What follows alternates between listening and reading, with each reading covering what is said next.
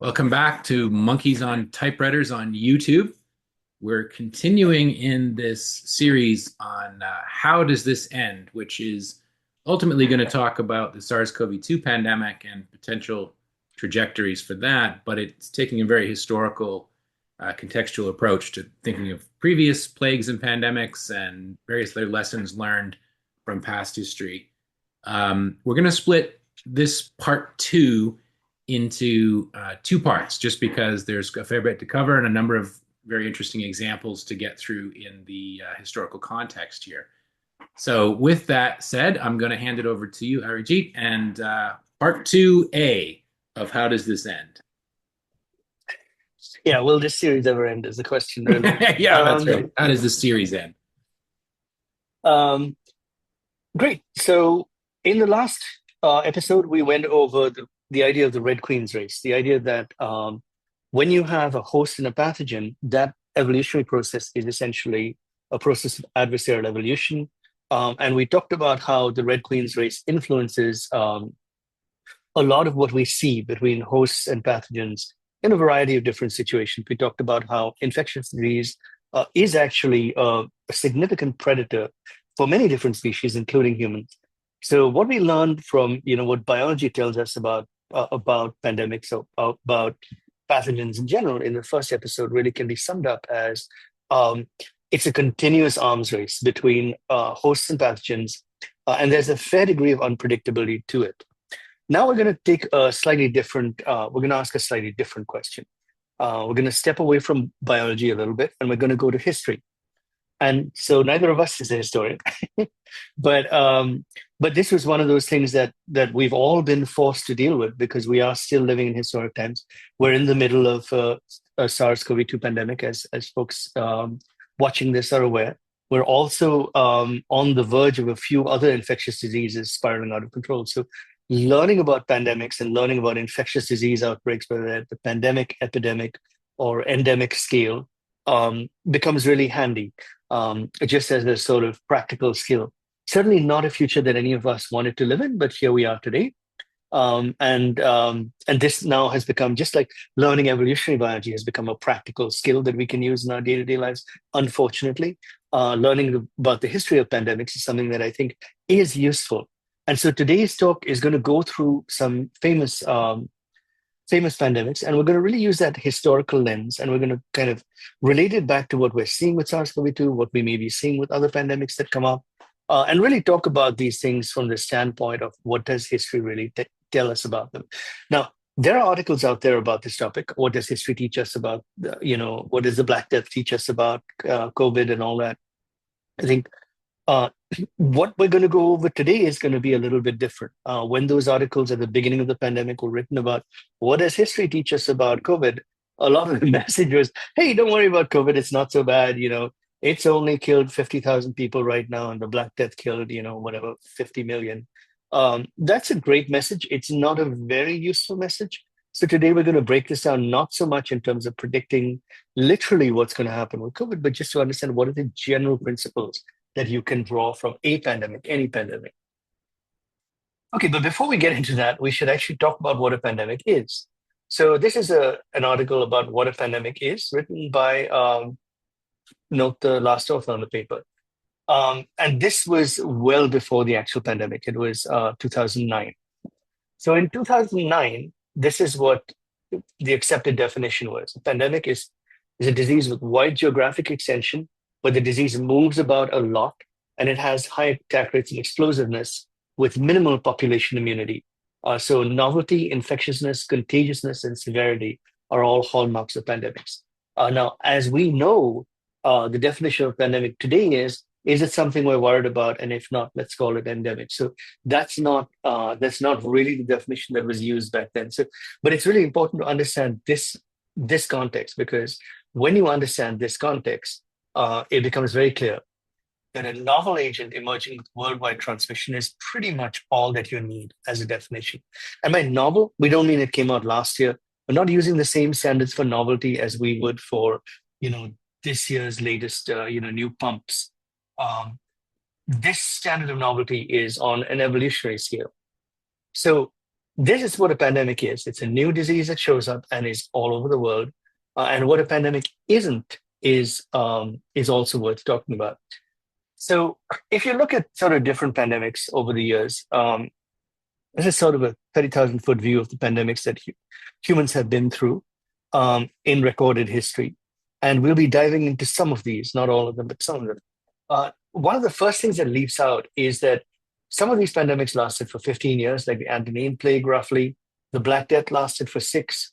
Um, and then the Justinian Plague, on the other hand, was only 3 years. But plague pandemics sometimes have lasted for centuries. So the timelines are all over the place. Another thing that's worth pointing out is that within the plague pandemics, there were sub-pandemics within that, such as the Black Death, which was actually a sub-pandemic of the second plague pandemic, and the Plague of London, which showed up a couple of hundred years later, but was actually, again, a sub-pandemic of that. One sort of definitional thing is that not every plague is a plague, and not every plague is caused by a plague agent. So the term plague is sort of overloaded here, meaning both disease, nasty disease, such as the Antonine Plague, the Ciprianic Plague, the Justinian Plague. It's not fully clear what pathogens cause those diseases, and there's been some back and forth. In fact, it's thought that one of them was measles.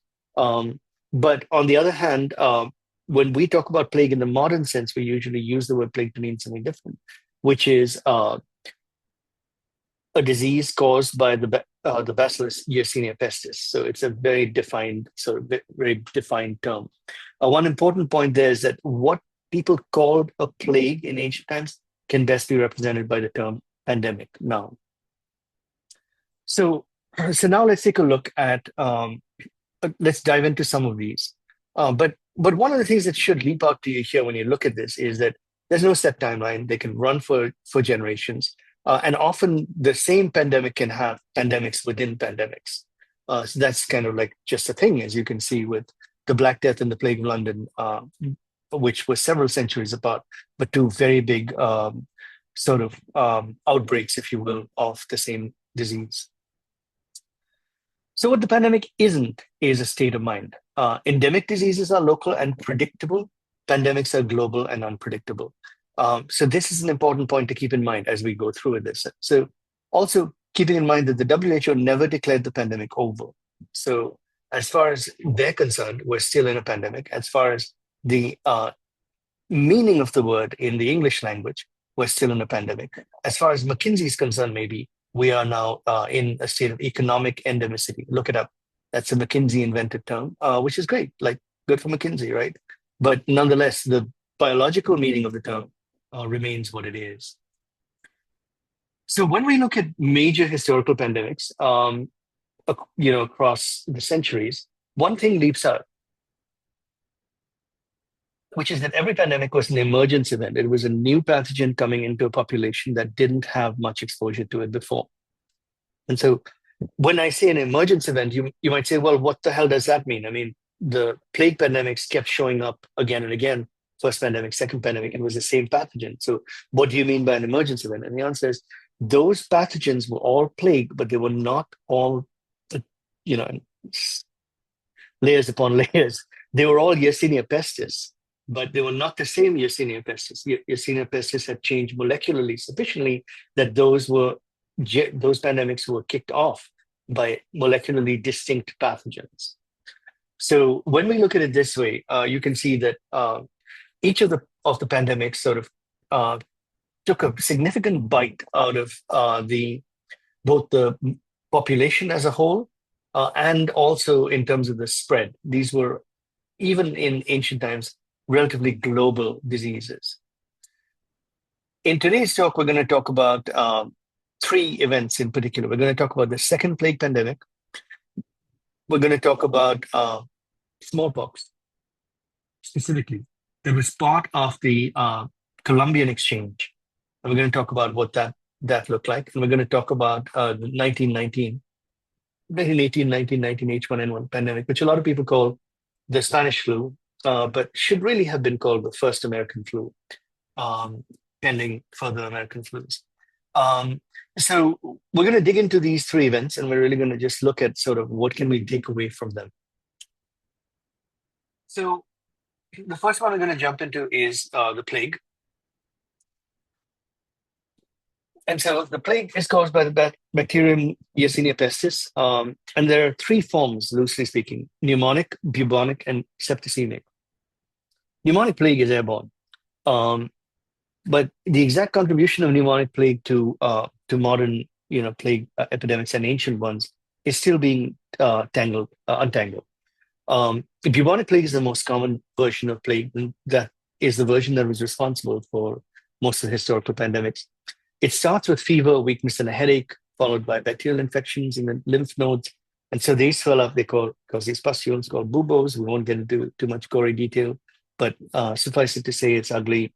And then what ends up happening is that there's the toxins that are produced by the bacteria are what drive virulence. So the necrosis and the hemorrhage come from that.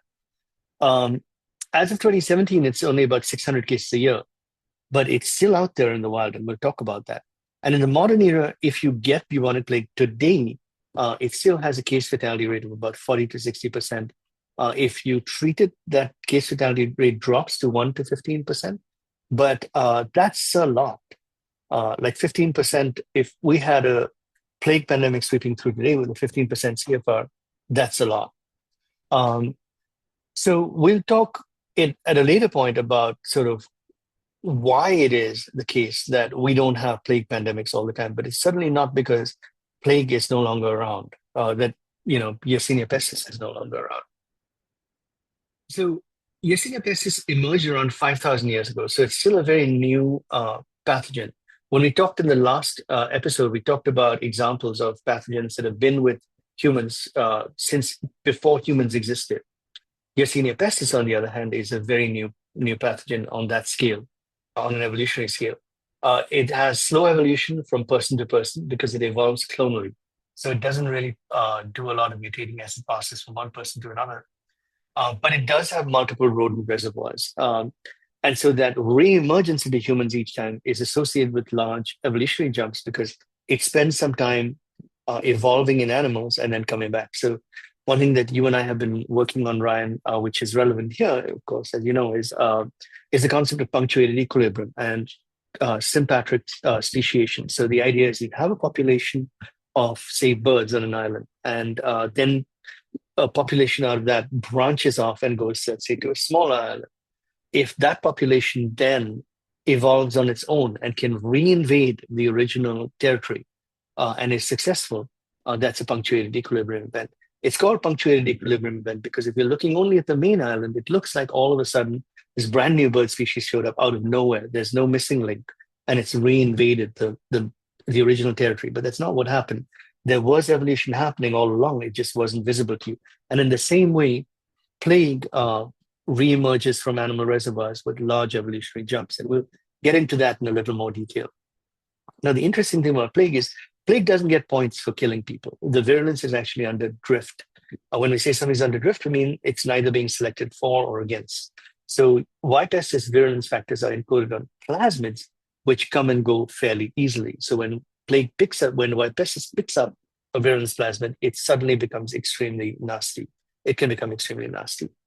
Now, there are 4 pandemic events that are attributable to Y-pestis.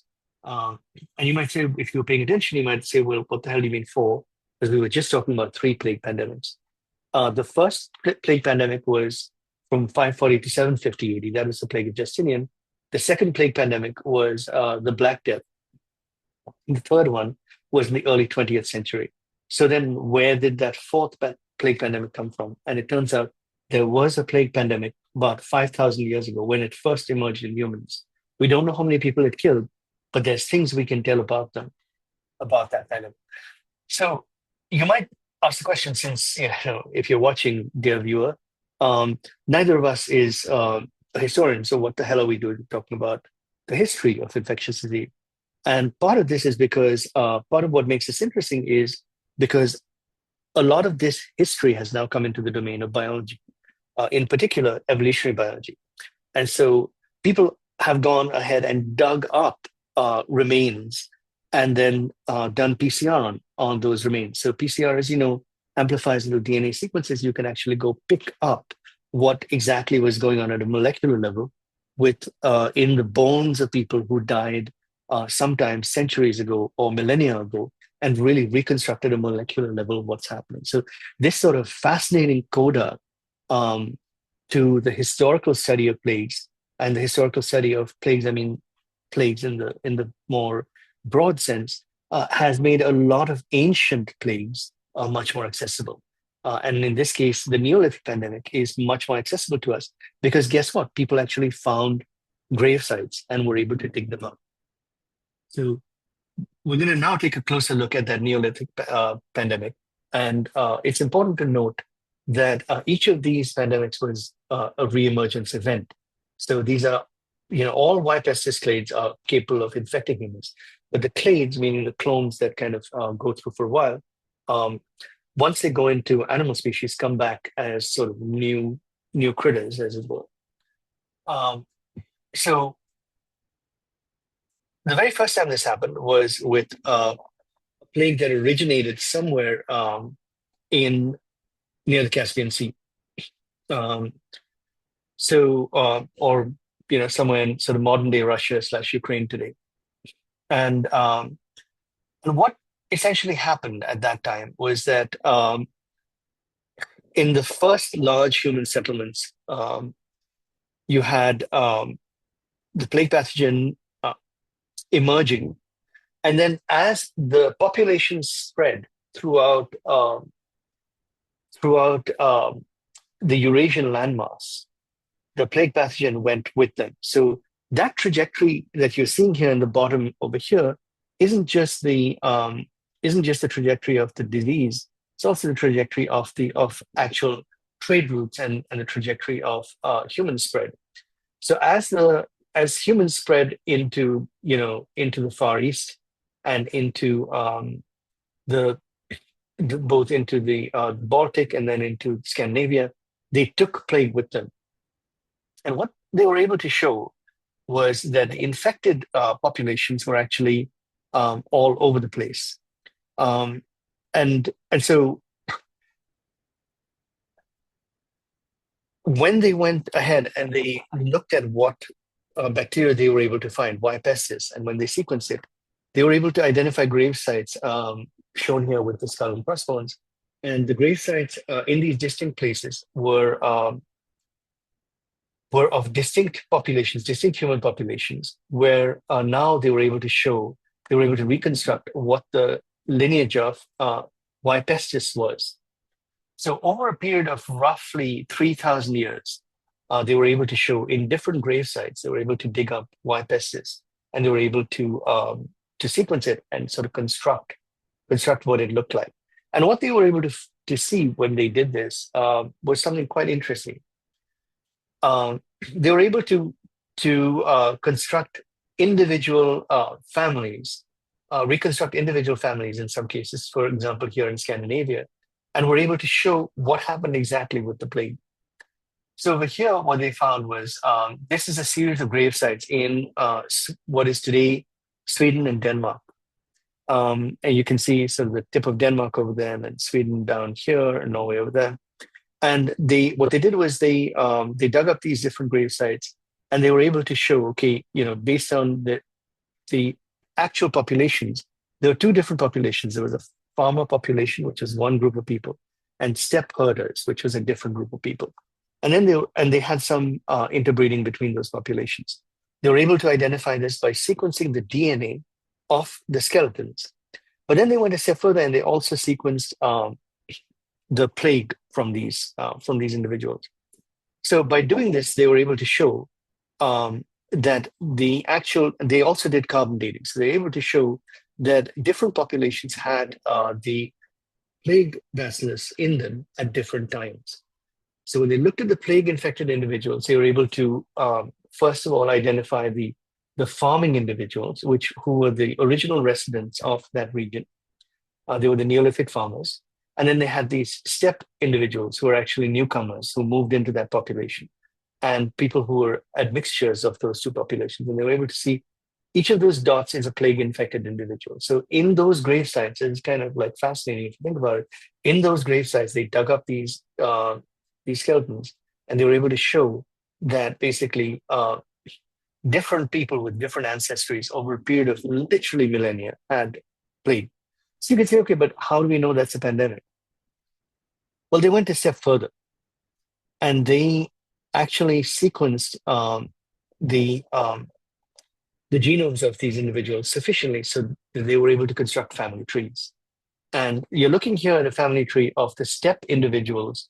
To go back over here, the Neolithic individuals over here um, that were dug up from specific grave sites. And so what they did was they took those Neolithic individuals, the squares are X, Y, male, and the circles are XX. And they were able to show with these particular individuals, and you can see the plague infected individuals, X is here, they're able to show that they were related. These were family, in many cases, family grave sites that lasted for centuries. And that's not uncommon. You still see grave sites like you see cemeteries like that and plots like that, even in the modern era. But they went back and they reconstructed the family trees, and they were able to show that there were multiple infected generations. So when you see those little circles up there, those are plague infected individuals. You can see that in this family, there were plague infected individuals spanning multiple generations. In this family, this different family over here, you can see again the plague infected individuals spanning multiple generations. So they were able to show that plague was running pretty much, in the family for a period of centuries. And obviously, that was not the case. It was not the case that the plague was continuously present, because plague, again, in many cases, actually kills people. So this was actually waves of plague passing through this one site in Sweden, or this one set of sites in Scandinavia through a period of centuries. So people have been able to build these kinds of pictures of pandemics and really show at that level of granularity what's going on. So now we'll go to a more famous example of a plague, that is the Black Death. So the bubonic plague pandemic, part of the second plague pandemic, was the Black Death. So the second plague pandemic kind of started with a bang. 50 million people were killed. It was about half of Europe in a period of 7 years. It was thought to be transmitted by rats or fleas. So before the Black Death, there wasn't a lot of plague circulating in Europe. In the years immediately preceding the Black Death, Black Death shows up all of a sudden, and you have huge chunks of Europe being laid waste by this new disease. And we know about this sort of from the historical lens. We know about this from, if you will, sort of popular culture almost at this point.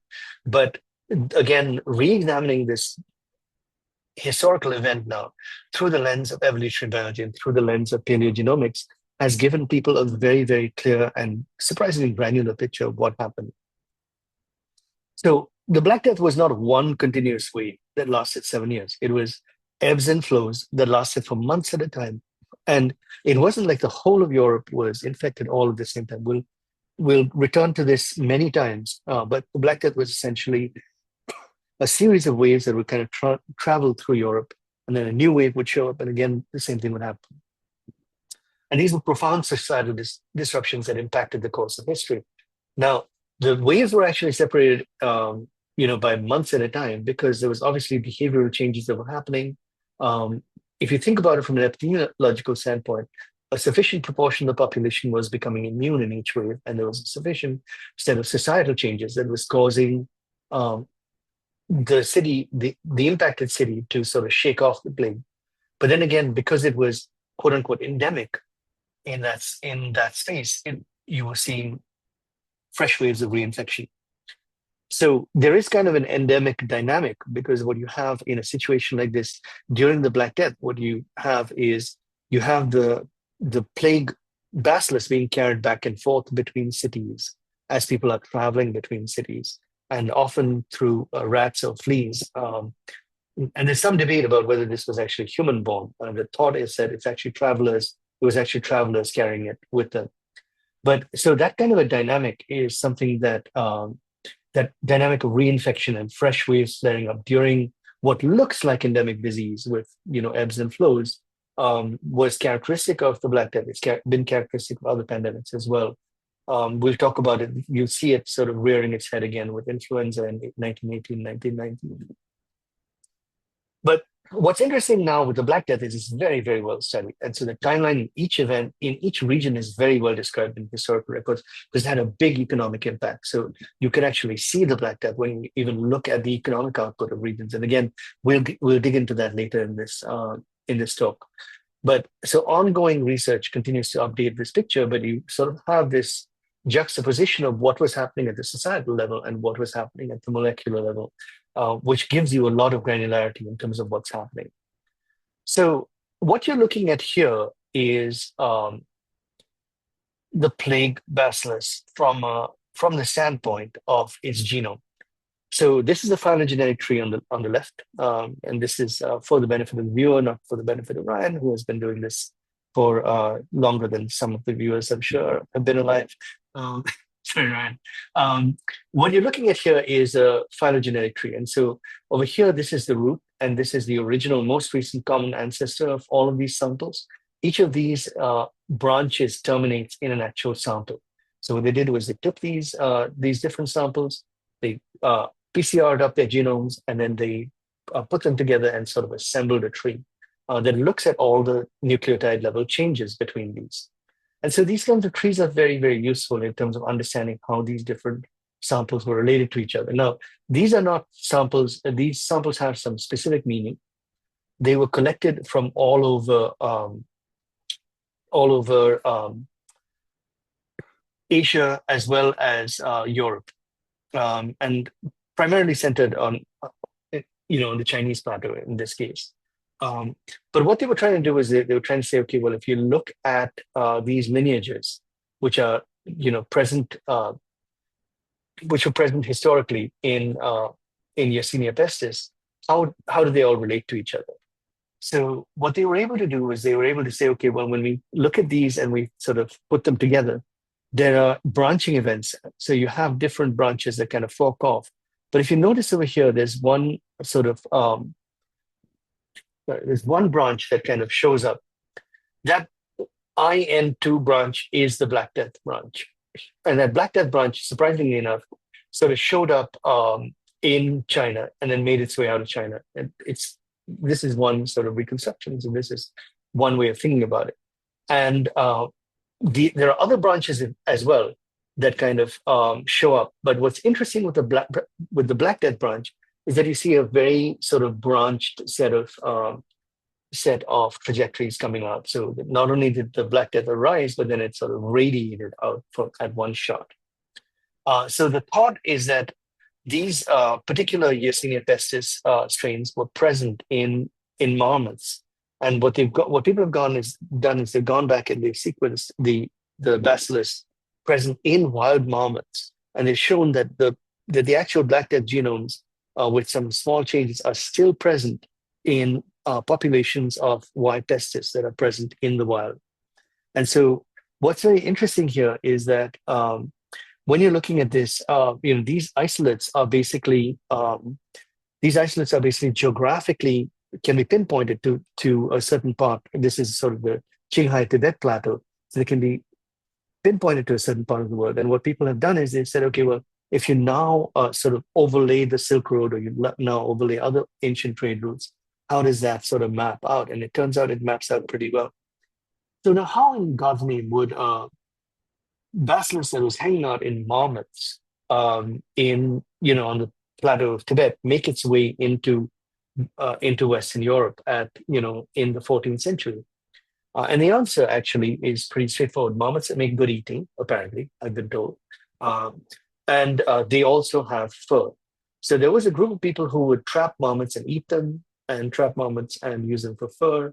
And that group of people, no surprises for guessing, were the Mongols. So if you look at the date 1268 AD, that sort of maps to the early invasions of the early movements of the Mongols westward. Interesting co-author on this paper, by the way, for those of you in the know. So the Mongol invasion, the thought was a catalytic factor in moving the plague westward because it was coming in with the Mongols. Now, there's some debate back and forth as to whether it is the Mongol invasion per se or the Silk Route trading routes, which were almost at the same time. But the point is that this was a disease that was sort of incubating, if you will, in wild populations of rodents, and then was carried by human activity um, westward. And so, as it was being carried westward, it was essentially diverging evolutionarily as well. So what was noticeable was that as and now we're zooming into the Black Death branch. What's noticeable is that the Black Death branch, if you look at the phylogenetic tree, has one single point at which multiple branches radiate outward from the tree. That event, that kind of thing on a phylogenetic tree is called a polytomy event. And a polytomy event is often indicative of a punctuated equilibrium phenomenon. So what happened was, as it radiated outward, basically you had this sort of radiative event where you had multiple different strains, and those strains spread in different directions carried by human activity. So again, when people have gone ahead, and we talked about this a little bit, when they looked at pre-polytomy marmot strains of white pestis, which you can still go dig, you can dig this out of sort of wild marmots, um, so to speak.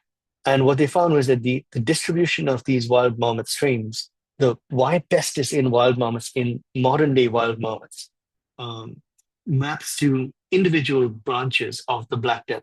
So the Black Death is still out there in marmots. It's obviously not as harmful to marmots as it is to us, but it's still out there. So if somebody, you know, popularized, trapping and then selling wild marmots as pets throughout the world. In theory, you could still cook up a brand new outbreak of the Black Death because it's still very much out there. But what's fascinating about this is that when you look at it in terms of reconstructing, you can really begin to put all the pieces together. And what that tells you is that the Black Death was essentially a radiative event that happened because a population that was incubating in animals sort of showed up suddenly in humans. And as I said, when you look at the individual branches, each of these branches later on is thought to have caused a plague event in different parts of the world. So these other branches also, and this particular historian went into this, these other branches caused much less well-known plagues in places like East Asia and in Yunnan, the southern part of China, as well as Burma, in years that were similar to the period at which Black Death had hit Western populations. The historical record is much thinner for those other branches, so some of it is speculative. But what this goes to show you, just in terms, if you think about this, is you can really reconstruct the stuff in a great level of detail, and when you do so, you can learn some key points. And the key point being made here is that when you have sort of a sudden punctuated equilibrium event, you can have very dramatic consequences in a relatively short period of time, which is what happened in the case of the Black Death. So again, there's some back and forth, and in this particular case, this historian argued that again the radiative event happened slightly different location, closer to Kazakhstan, to modern day Kazakhstan, and then the radiative event was more trade driven. So whether it is actually the Mongol invasion of Western Asia that carried it, or whether it's the trade routes, or where exactly it happened is up for debate. But the point is that you can actually you can pinpoint it to human activity. Now, if you think about it in the modern world, like human activity is still very much a vector for these kinds of pandemic diseases, and we are much more interconnected. So where this spread through in 5 or 7 years, today you can have somebody sneezing in Berlin in the morning, and you can have somebody else, falling, needing to go to the emergency room in Buenos Aires within a day. So that's kind of the world we live in. And one of the things here is if you were to have these kind of adaptive radiation events coming from diseases that are released from wild populations, that would have much more dramatic and sudden consequences. But one of the things tying this back to COVID is that these kinds of punctuated equilibrium events happen with COVID all the time. And one of the papers that you and I are writing, Ryan, and sorry to speak for both of us, jump in if you want, but it's really about how punctuated equilibrium events happen in long-term infections as well. So, and I think that piece of it, in terms of really looking at punctuated equilibrium, not just as events that are happening in wild populations, but also in terms of human populations, becomes a critical thing for COVID. And so the consequences of punctuated equilibrium events, and we'll get into this later in the talk as well, later in the series, can be very dramatic. Uh, I see you have your mute switched off, Yeah, so jump in. I was just gonna throw in that I think one of the major pieces that people are missing when they're not kind of understanding that is if you're only looking at what's happening among hosts and spread around the population, that may ebb and flow as things happen, but you're missing a major locus of evolutionary change, whether that in this case is in a non-human host, and this might even be kind of a dead end for those particular strains, right? Yeah, The main survival of the lineage may be occurring in a non-human host, and it just keeps finding its way into humans, which is essentially a yeah, dead end for it. And similarly with SARS-CoV-2, as we'll be talking about, that these long-term persistent infections aren't part of the main story that we're focusing on when we talk about rates in wastewater or hospitalizations or whatever, where we're talking about how many individuals are showing up with infection. What's where a lot of the action's happening is in somebody who's been infected for a year, maybe asymptomatic, may not know it's yeah, SARS-CoV-2 causing what they've got, but there's a huge amount of action happening in those exactly. pockets. And I think that's one of the lessons we need to be learning, and we sort of have not been so far. Yeah, absolutely. And so the we've spent a lot of time talking about punctuated equilibrium here because the parallels to COVID are really striking. And it's really sort of this is happening, you know, in the case of Black Death, yes, sure, there are moments hanging out in Kazakhstan today with the Black Death, but until everybody in the world stops bathing and sort of adopts rats, starts living with sort of feral rats, um, like they did back in the 14th century, we don't have that much to worry about with the Black Death. But something very similar is happening with long-term infection with COVID, and I think the parallels are very striking. Um, and we'll circle back to that. So so if we look at the historical record, again, the Black Death is this fascinating intersection of both really detailed historical records and also now emerging paleogenomics. So when people looked at the way the Black Death spread through Europe, it actually people can pinpoint it to specific years because of the records in the areas and because of the writing of and tying it back to other events. So they can construct very, very detailed records. And as you can see over here, the dashed white lines are the actual spread of the plague. And very often what you can see is that the plague will sort of land in one place, like in Naples, and make its way up the coast and then radiate out elsewhere, from a different direction. So for this reason, there were sort of sweeps through these regions. Um, and a lot of this also has, is linked to the actual trade routes. So what we now know is that distinct clones of Y. pestis caused distinct waves during the Black Death. So in that short period of time, between 1348 and 1354, it's a really short period of time. And remember, I said that Black Death evolved really slowly, and the original changes were sort of an adaptive radiation. The point is, so many people were infected in the West. 50 million died. So you can assume that nearly, most of the population was infected. If it was a 50% death rate, then most of the population was infected. So you had hundreds of millions of infections. And so during that very, very short period of time, the Black Death was accumulating changes. The Y. pestis was accumulating changes. So that's the paradox. On the one hand, you have marmots, where this thing is hanging out even now, sort of relatively unchanged from the 14th century. On the other hand, you have a period of 7 years where individual waves were being caused by distinct variants, and so that's creepy again in the context of COVID, which is the more people that you get infected, the faster the evolutionary time moves, and you can actually see that with the Black Death, and so in this paper, as I said, they dug up skeletons from different parts of Europe, and then they went ahead and built a phylogenetic tree from them. And what you can see is these different sites over here on the right map to different points on the phylogenetic tree, showing you how quickly evolution time sped up for um, Y. pestis during what was, frankly, a very good time for business, a very good time to be a Y. pestis.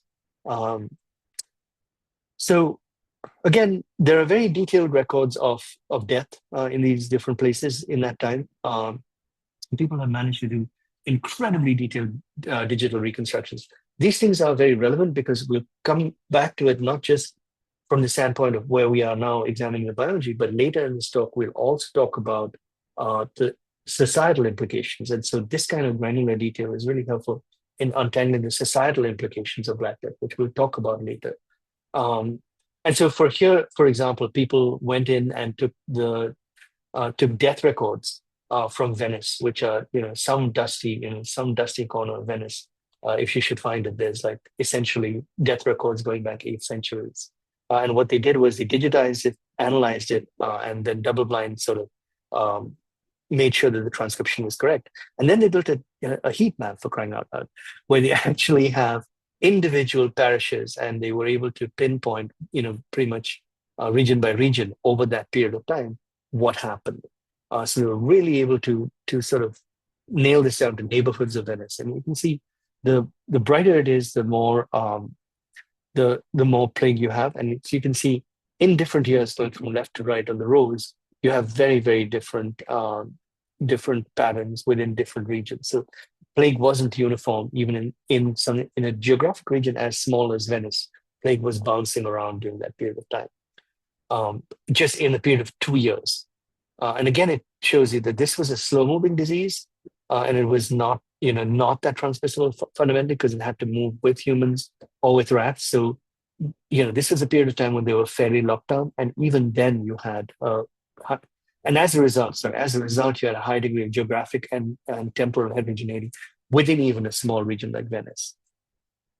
And what they were able to show over here was they were able to go back and model this with SIR models, susceptible, infectious, and recovered populations, to really show that a lot of what was happening was that between behavioral changes and the actual disease, they were damping down the plague. So it wasn't just that they were depleting the susceptibles, but also people were locking down basically, and so that's what had an impact. And this is not surprising because the term quarantine comes from the Black Death, because Karanta apparently is the term for 40, and so 40 days was what you had to be quarantined for if you came into these Italian ports from a different region.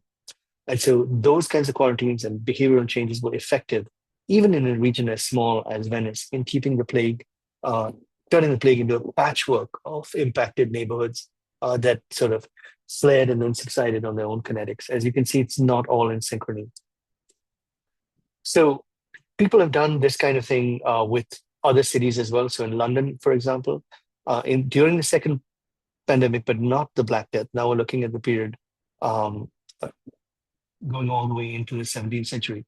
1348 was the actual Black Death. And then after that, you can see the subsequent waves, 1348, 1361, 1368, and so on. And these are essentially, again, phenomenological models constructed from death records, coupled with epidemiological modeling. And what they're able to show is that plague, was showing up in London at fairly regular intervals, thought to be due to the reemergence of a susceptible population on the basis of new generations showing up as such. But so effectively, plague sweeps through, kills a bunch of people. There's behavioral changes. Then people become lax. A new generation shows up. There's more susceptibles now in the population. Another wave of the plague. But what's interesting is that these kinds of waves were seen elsewhere as well. Constantinople, or today Istanbul, had similar waves and spaced out with similar durations. Again, keep in mind, this is all one pandemic. This is the second plague pandemic lasting centuries with waves or sub-pandemics within that. And so that's sort of a side point. And what we're trying to look at here is related to this, which is where were these outbreaks coming from? So they were apparently being reseeded from rat populations. So in this particular study, what they did was they looked at the annual deaths, and then they asked the question, how are we seeing these kinds of death patterns? So this is similar data again from the death records. They looked at the numbers, and then they asked the question, what is the force of infection with an epidemiological model? And what they were doing in the same model, they were simulating a sort of hidden population of rats. And what they were able to show is that the boom and bust in the rat populations was driving the boom, or in the infectious rat population was driving the death record. So it's a little bit difficult to see in this because the bottom scale is actually logarithmic, while the top two are not logarithmic. But basically, these spikes correspond to spikes of infectious rats down here.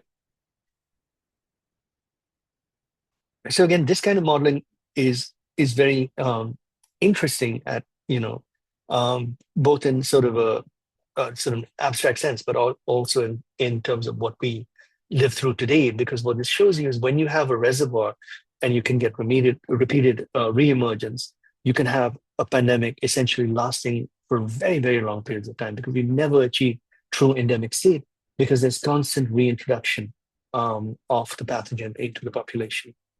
Again, the analogies with COVID are relatively clear. So as we discussed, why pestis was evolving very fast during this period. So again, this is a different paper that shows you phylogeography.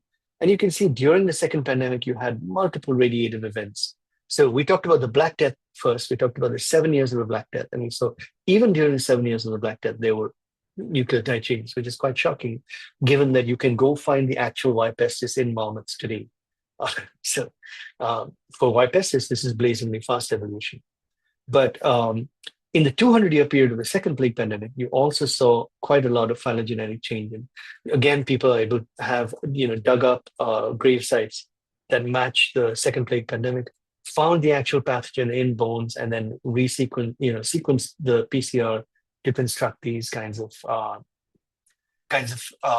trays. And what they were able to show was that there was quite a bit of evolutionary change happening in the 200-year period of the second plague pandemic.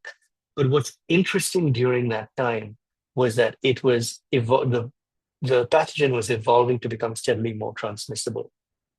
So what you see over here is something that we saw earlier, a paper that we saw earlier that was looking at the death records and looking at the spacing between pandemics in London.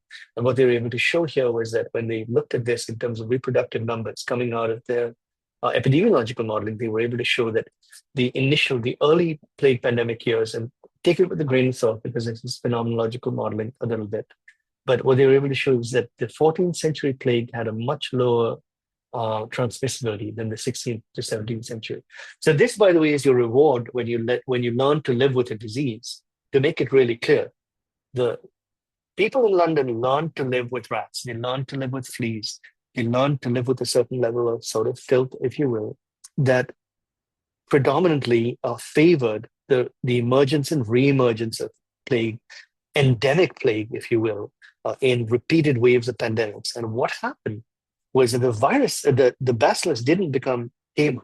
It simply became more transmissible. So this is your reward for learning to live with disease. You get waves and waves of disease at unpredictable or, in fact, somewhat regular intervals. And then those waves of disease come with sort of greater transmissibility and, in certain cases, greater costs. When the Black Death hit, the people of London never really cleaned up their act at that point. So their reward for centuries of learning to live with the plague was the plague of 1665, where approximately half of London was killed off. In 1665, London was more dead than alive. So those 200 years and not learning the lesson that maybe it's a bad idea to be living with fleas, or maybe it's a bad idea to be living with fear of rats. Pet rats, by the way, a great idea, but fear of rats not so much. The reward for that was essentially another, devastating plague as part of the same pandemic. Now, at the same time, there's some thought, and there's debate about this, but that Black Death left its mark on the human genome. So when people look at immune loci, they have been able to show, if you look at BD, meaning pre-Black Death, after BD, you can figure out what that means, and modern DNA. when people look at populations again, in this case they've examined skeletons of immediately pre Black Death, then during the Black Death, and after the Black Death, looking at allele frequencies for different kinds of genes. Now, these are not actual allele frequencies; these were clusters um, of genes that sort of they first basically took the skeletons, they sequenced the DNA, then they clustered the different genes in the immune system, and then they essentially built these sort of, if you will, pseudogenes, and then they looked at the frequencies of those genes. So these are the that's why these don't look like gene names. So they derived the allele frequencies here, and they were able to show that essentially um, there were big changes for certain alleles following in the years following the Black Death. And what you can see over here is, for example, here, this particular allele was enriched for due to the Black Death. This again, so survivors actually differentially had this. So this is, if this, to the extent that something like this holds up, then this is one mechanism by which you become resistant or you evolve.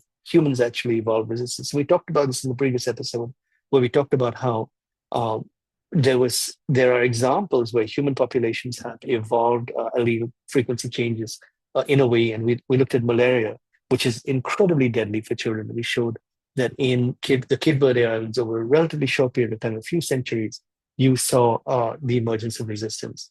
Here you can see similarly for the second plague pandemic, which was several centuries long, changes in allele frequency. So again, yes, this is also what you get for learning to live with the disease. You eventually evolve resistance. But keep in mind that this evolved resistance, again, came at the cost of very, very large percentages of the population, including breeding age individuals, especially being killed by the disease. And so this is an example of evolution in action. It's not happening to make the pathogen it's not evolving to become milder. Humans are evolving to become resistant because those humans who are not resistant are being killed off. That again is not a great public health strategy. And this is what they did. They learned to live with the disease. And this is one of the ways in which they, quote unquote, benefited from learning to live with the disease. By the way, as a side point, every time you pick up resistance to different pathogens, you also bring in autoimmune diseases. So this is not a good general strategy. Aside from the fact that you'll be killing off 50% of the population from time to time, this is not a good general strategy. This, by the way, is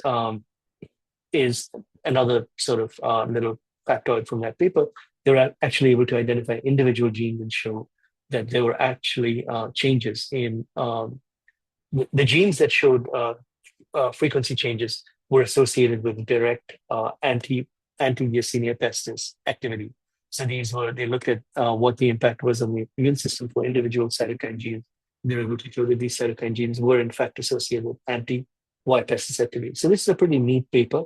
But to be clear, there's some controversy about this. So for example, here's a paper that shows that, for certain kinds of genes, like in this case, the CCR5 delta 32 gene, which is an HIV resistance allele present in the population, they were able to show that this kind of gene may not have had much of an impact. It's thought that the plague was responsible for driving up the frequency of this allele which exists. But what this particular paper suggests is that may not necessarily have been the reason. So the exact strength of the selective pressure and on different alleles is up for debate, but at least some papers suggest that it is possible to get population level resistance changes if you let a pathogen run for long enough and kill enough of the population. Certainly, that's not a public health strategy we should aspire towards. So the Y pest clade that's responsible for the second plague pandemic is extinct in humans now. It no longer exists, right? But there are related, again, as we discussed, there are related genomes that you will find in wild populations of marmots. This is that radiation event that we talked about, the adaptive radiation event we talked about. Now, what's interesting is that while this went extinct, derived genomes from the derived strains, derived clades, did cause a subsequent pandemic. So the third plague pandemic branched off in a different direction. The second plague pandemic, which started with the Black Death, sort of ran its course and then terminated in these dead ends. The third plague pandemic was much milder than the first two. It's not clear at all that that's because the Black Death first of all, it's not the case that it's because the plague pathogen attenuated. As I said, the Black Death genome and the genome of the derived second plague pandemic uh, bacilli um, are now no longer in circulation in humans. The third plague pandemic showed up with a different origin, as we discussed earlier. Again, radiating out of the same region, somewhere between Kazakhstan and the Qinghai Tibet Plateau, up for debate. But it radiated out of there and made its way down through Yunnan, through Burma, and into India. India got hit very hard with a plague pandemic in the early 20th century. Um, the colonial era, India had its own share of problems with rats, and in fact, modern India still does. But so that's a situation where where again, learning to live with rats is not a winning strategy, because then you end up with an ancient disease that has no foothold in Western societies, because we simply don't. We take a much different approach to managing feral rat populations.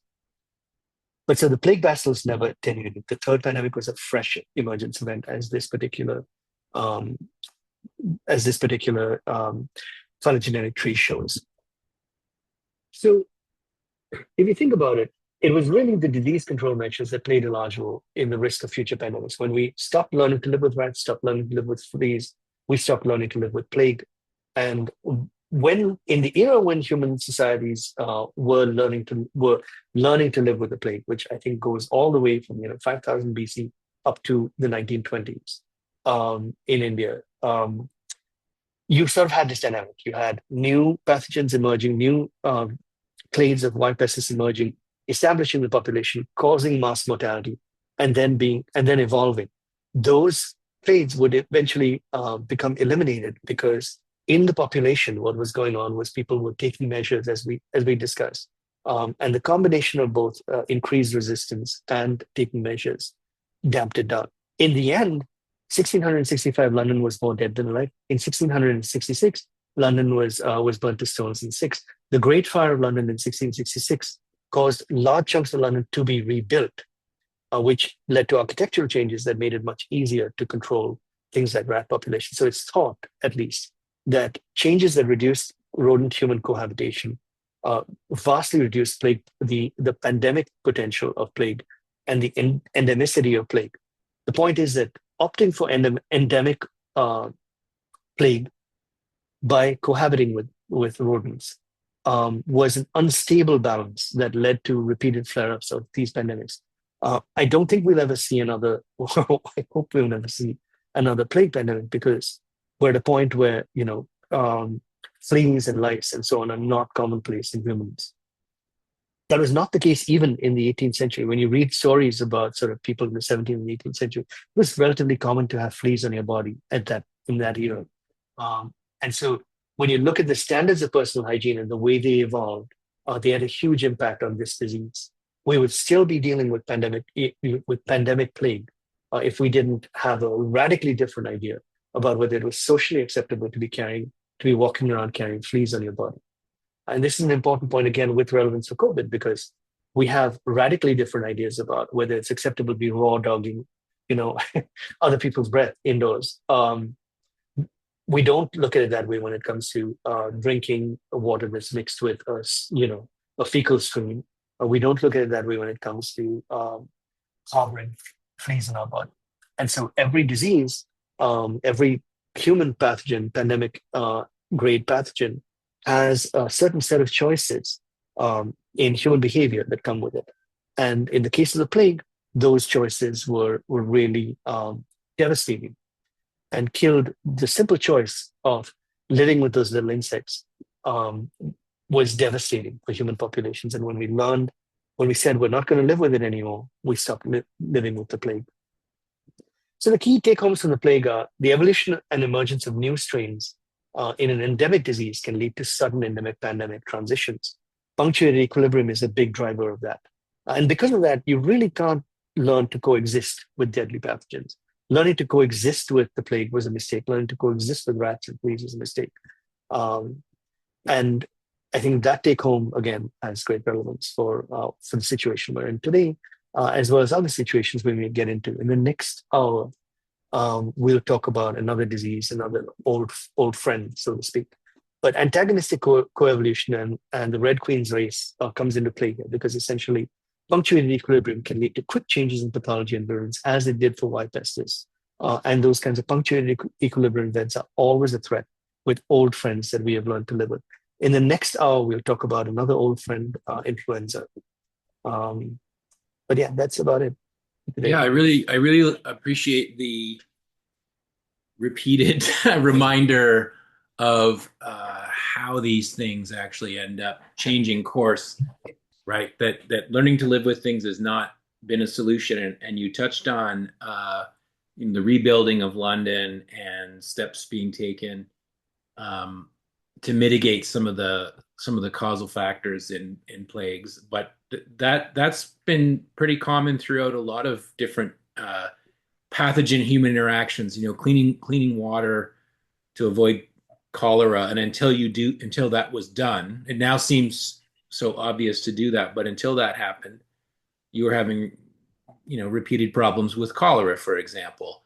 And it's interesting to go through this discussion around SARS-CoV-2 or other airborne pathogens and the struggle to get people to think about cleaning the air, or that Yeah, maybe we need to have some societal updates to how we do things, or we're going to continue dealing with these reemerging pathogens or similarly transmitted pathogens reemerging all the time. And it's not clear that there have been a lot of cases in the past where there hasn't been some change, behavioral change or societal change that has contributed to, making things actually livable rather than just deciding to live with whatever it is, right?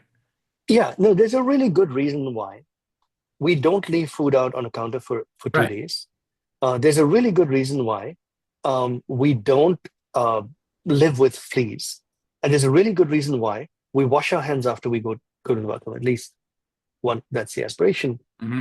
Hopefully, people do that at some frequency. Um, each of these actually can be directly traced to a set of pathogens that were massive, would take a massive bite out of human populations in Hmm. historic times. So if you think about it, when we learned not to let food spoil, that made a big difference to human populations. There's actually studies that show that we have various kinds of resistance genes to food poisoning pathogens. Whenever we have resistance to something, it means that we evolved that resistance. It means that that particular pathogen killed a whole bunch of humans at some point. So we actually have resistance to each of these different things, evolved resistance, and that what that shows is that those were actually very deadly scourges once upon a time. So the deadly scourges moved from being food poisoning to the plague, to typhoid and cholera, um, and now to respiratory pathogens. In a modern world, the only pathogens with real pandemic potential are, I would argue, respiratory pathogens. And the only reason for that is because we still haven't developed the habit of not being sort of revulsed, if you will, by dirty air. And it's an easy enough fix. It's a matter of sort of saying, let's upgrade air handling in buildings. Um, I'm pretty sure, given the level of ingenuity that we have as a species, if we upgraded indoor air and we got into this habit of sort of saying, well, let's monitor, let's have CO2 monitors wherever we go, and let's have air handling procedures, uh, it would be something fairly easy to do to really dramatically reduce the potential for respiratory pathogens. But every step along the way, whenever hygiene came up, there was a fight. Um, you know, it's disgusting to us today to think that people didn't wash their hands before eating or didn't wash their hands before surgical procedures. But all the way into the 19th century, Semmelweis, who argued for hand washing, um, was excoriated by his medical colleagues because he pushed for hand washing as an infection control measure. So what we think of as hygiene and the hygiene hypothesis, if you will, is sort of it's sort of flip sides of the same coin, which is people arguing that somehow hygiene is bad for you um, because they're resistant to change. Are also, a lot of that had to do with those are direct routes to spread. If you don't clean the water, you don't clean the air, you don't wash your hands, um, you don't bathe. We A lot of the things we think of today as being sort of just the way we operate. their societal norms. But those societal norms came at a heavy cost at one point. I think that's if I were to summarize the sort of two main lessons. One is societal norms drive a lot of the change in our interaction with pathogens, and those societal norms are often, as you say, come about through a heavy price. Learning that lesson the hard way. The other is though that I think the importance of them. So, for example, nobody sort of argues, or very, I shouldn't say nobody. There's probably someone. Very few people, certainly not in public health, argue you should be eating rotten food so that you build up immunity to whatever. Right, Nobody's saying you should right. stop washing your hands or you should drink contaminated water so you build up. But they do those arguments are made when it comes to kids and airborne pathogens. So we haven't moved to the point where that's now seen as an absurd position to take, right? That you Yeah. should And it's a prima facie absurd point to make that you should be repeatedly exposed to airborne right. pathogens, because in fact, the opposite is true. From a scientific perspective, getting measles makes you less resistant to other pathogens. Getting COVID in general will make you less resistant, even if only for a period of 6 months or 1 year, will make you less resistant to other pathogens. It wipes out it obliterates your T cells in Right. many cases. For example, it wipes out your B cells and germinal cells in many cases. So even a mild case of COVID can leave you more vulnerable to other infections later, which is what we're seeing. Even a mild case of the flu can leave you more vulnerable. In many cases, when you get, say, COVID or the flu or other diseases, what kills you is actually pneumonia. So the notion that somehow these diseases are building up your immunity is false on the face of it and can be seen by the patterns of disease following these infections. Yeah. And so the only reason people are saying it is it's a self-serving argument. And the people who, it's no coincidence, is the people who argue that we shouldn't really be taking measures to mitigate the spread of airborne pathogens are also the ones explaining to us that these are somehow good for us. Right. Yeah. And as you noted, that was historically a reaction to clean water, to Yeah. hand washing, I right? mean, Like this is repeating. it's actually the reactionary perspective. If you talk about it from a political lens, it's the reactionary perspective. And there was not any science um, underpinning the doctor's reactionary pushback to Semmelweis. There was not, and there is not any science underpinning sort of this your immune system is a muscle story that we hear told today. Yeah. These are reactionary positions. Yeah. All right. I think All so. right. We heard quite a bit about a bacterial pathogen and its impacts, and I think we have in the next portion of this of part two, two viral examples that we're going to be hearing about. So influenza and smallpox. But again, some of these lessons will be recurring throughout the discussion, and then tying that into where we are now with SARS-CoV-2. So thanks very much, Arijit. Super interesting as always. And we'll hopefully see you, the viewers, again for the next part of this series. Yeah, thanks. And yeah, again, when will this series ever end? I think if this particular part two will have more than two parts, it'll turn out to be three or May four. But very well. That's all right. tune in, and we'll just keep chugging through the material. Excellent. All Hope to right. see you at our next episode. Thanks. Cheers, Bye. everyone. Bye bye.